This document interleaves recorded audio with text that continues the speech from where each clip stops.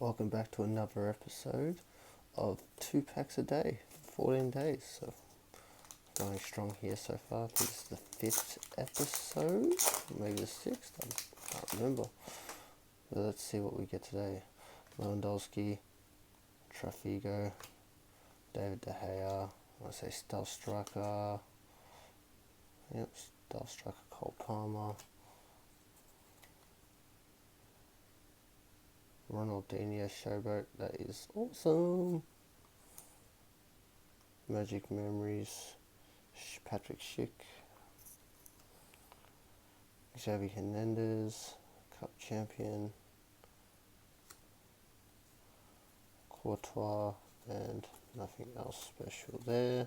One more pack to go.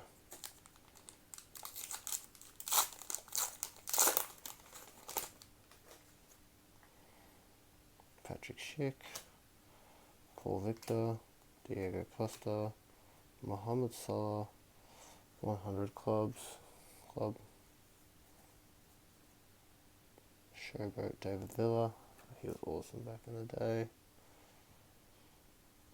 Don't know who that is. Tony Cruz, Cup Champion, lovely card.